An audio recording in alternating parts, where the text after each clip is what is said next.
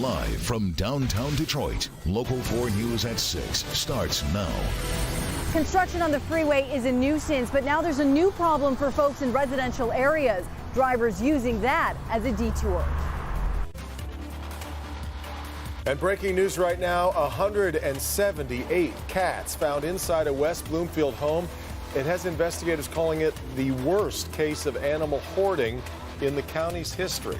And we'll start there tonight at 6. Good to have you with us. There were so many cats, it has taken several days for Oakland County Animal Control to remove all of them. And now even those who've seen many animal hoarding cases say this is one of, if not the worst. Mara McDonald is live in West Bloomfield tonight with that at that home on Elsie Drive. Mara, 60 of those cats, I understand, have already been euthanized.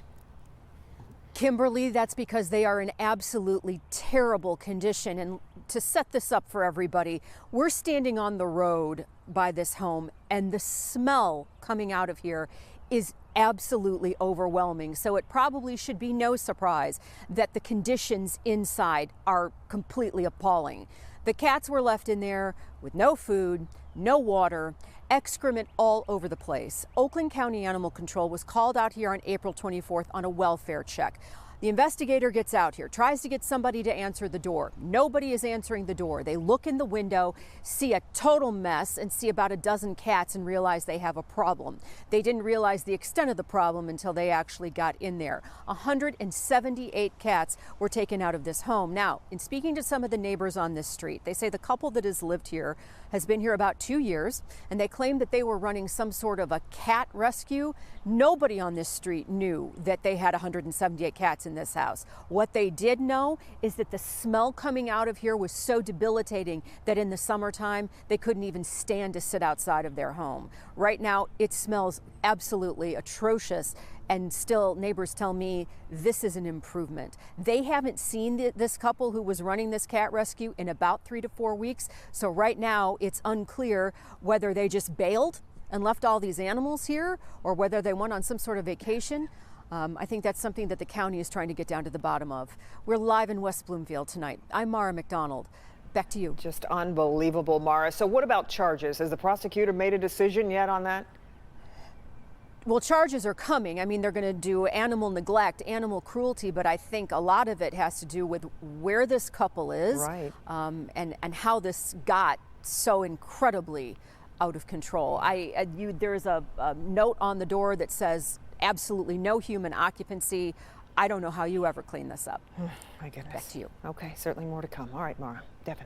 This next has been months now in the making, and today Ford announced it is laying off just shy of 1,000 high-level engineers and R&D executives. It's meant to make the company more efficient. Will that happen? What is the outlook for this turnaround? Our business editor Rob Maloney spent the day working on this story, joins us again from Dearborn with the answer to those questions. Rod?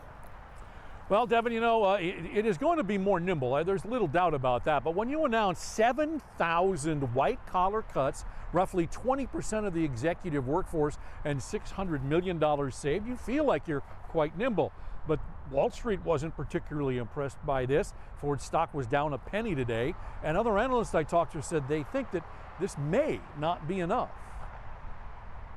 Ford is profitable, and today's announcement comes at a time when it doesn't have to cut. It's more about dealing with the modern automotive reality, says LMC auto analyst Jeff Schuster. It's really balancing two industries. You've got today's industry and tomorrow's industry, and you've got to invest in the into R&D, into the development of electric vehicles as well as autonomous vehicles that likely aren't going to return a profit for quite some time. Yet it's doubly difficult and yet just as important to stay profitable when vehicle sales are flattening.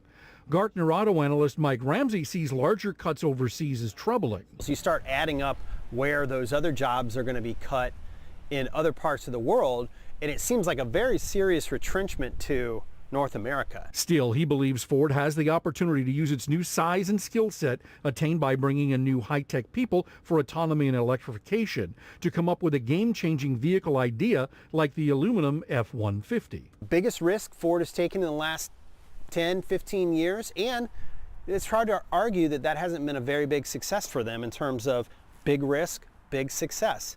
You know, we need to see more of that from Ford. Failing that, Schuster believes, They're dipping their toe in the water, seeing what they can do to restructure and get the company set up for this future.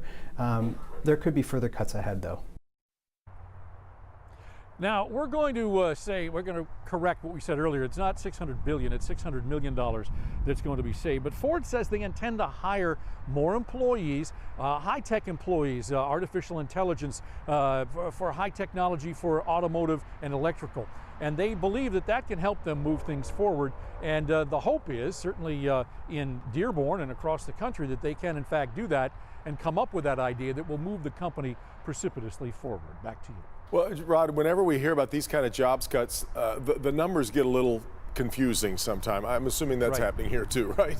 Yeah, it is. It is, Devin, because of the 7,000, 1,500 of those were actually voluntary separations from the company that have happened over the last 6 or 8 months. So they're still getting a lot cut. They're saving a lot of money. The question is, what can the company become? They're trying something new and different. We'll have to see where that takes us. As in the automotive industry, it's not the Indy 500, it's the Indy Forever. Exactly right, and critical that they get it right. All right, Rod. Well, it happens every time a major freeway is hit with major construction. People try to find ways around it, and then they try to find ways around the ways other people are getting around it. Well, that often leads to lots of traffic in neighborhoods like the ones in Clawson near I-75. Priya Mann shows us why people who live there are frustrated. 14 Mile in Clawson is a lot busier these days with drivers using it as a detour, but some drivers fed up with the traffic are now zipping through residential areas. Concerning because there's a lot of kids in the neighborhood. My kids ride their bikes out here all the time. Dan Stein lives near 14 Mile and Rochester Road in Clawson. He says more traffic means more headaches and safety concerns in his normally quiet neighborhood. I have seen more traffic up and down our street here, people cutting through as traffic gets congested on 14 Mile. Clawson police say traffic has increased 10 times since construction began on I-75. The speed limit on residential roads is 25 miles an hour. Police say drivers are clocking in at nearly 40 miles an hour, and they've been ticketing drivers nonstop. Coming here, I always hear cars flying down the street. I mean, you can hear them, though, people whipping down the street. People who live and work in the area say it's difficult dealing with the congestion while also avoiding drivers speeding around the detour. I pretty much have to avoid 14 Mile. I have to find another way. It's just too busy. Even Campbell has gotten built up. Clawson police are warning drivers they will be stopped and ticketed for speeding. Neighbors have some common sense advice. Please just be careful. It's not the freeway, and there's a lot of residents, a lot of kids. Just please, drive like this is your home. It's pointless to speed because you're going to end up, pretty much going to end up with the same group of people wherever you're headed. Reporting from Clawson, I'm Priya Mann, Local 4. Police are looking for a man who is randomly damaging vehicles in library parking lots. It has happened at least 8 times. Clinton Township and Macomb Township. Nick Monticelli reports police believe the damage started back in March. There are surveillance pictures of who it is they're seeking. Good evening. Again, we're not just talking about one library, 3 of them between Clinton and Macomb Townships. Now, this guy was last seen parking in one of these handicap spots in the front of the building, and the security camera here at the Romeo Plank location picked him up. I think it's unfortunate. I feel like you should have something better to do with your time, like come in here and read a book. There usually isn't much commotion or even talking inside the Clinton Macomb libraries, but now those here have reason to worry about their cars. I think it's terrible. I mean, something is probably wrong with the gentleman. You agree? You just wouldn't go around unless he's got a vendetta about something. That police know nothing about. What they do believe is this man has been randomly scratching the paint off of vehicles with something sharp for no apparent reason. He's been seen at all 3 branches on 24 Mile, Romeo Plank, and Gratiot. Detectives have these pictures showing him getting into both of the cars he's been seen driving. I'm not aware of any reason why somebody would do something so heartless and thoughtless. Even the library director's car has been damaged.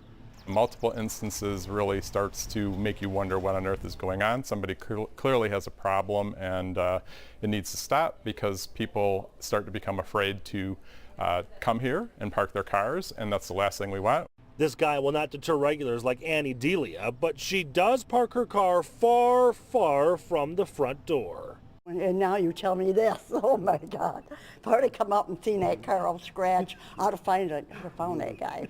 In Clinton Township, Nick Monticelli, Local 4. Something. All right, Nick. Police believe the man is in his 60s, about 6 feet tall, weighing around 180 pounds. He has been seen driving both a Buick LaCrosse and a Buick Enclave. Police are also hoping, though, that others who have had this happen to them will come forward. So if you know the man or if you've had your car damaged, please call Clinton Township Police. He's had his license suspended 53 times, but that didn't stop him from getting behind the wheel recently. Wyandotte police say it didn't stop David Allen Washington from having drugs in the car or speeding either. He was brought in last week and released on $10,000 bond. Washington is scheduled to be back in court May 23rd. 53 times. Maybe he'll get a ride to the courthouse, to jail. All right, let's get a sneak peek of what's ahead on NBC Nightly News coming up at 6:30. Lester Holt joins us live from New York City with a preview. Hi, Lester. Hey, Devin and Kim, coming up, the 8-year-old girl kidnapped from her mother in broad daylight found alive, why police are hailing 2 people as heroes for helping crack the case.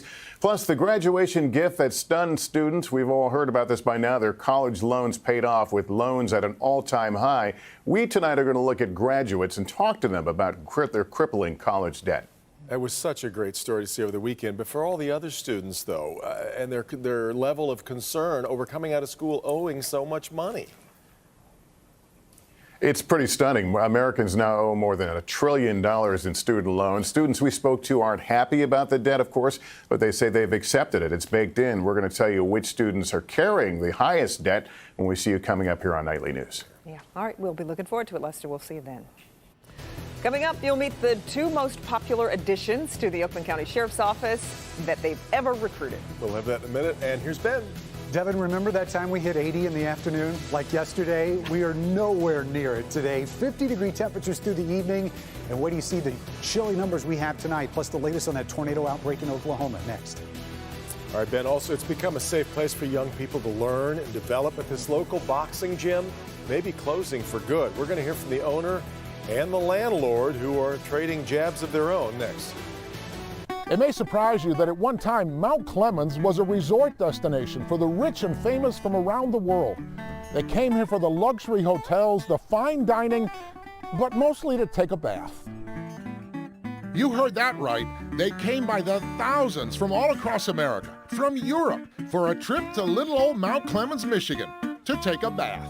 People would arrive from Europe in New York, on a ship, hop on the train and come straight to Mount Clemens. What was the magic that made Mount Clemens America's playground for the rich and famous? Tonight at 11.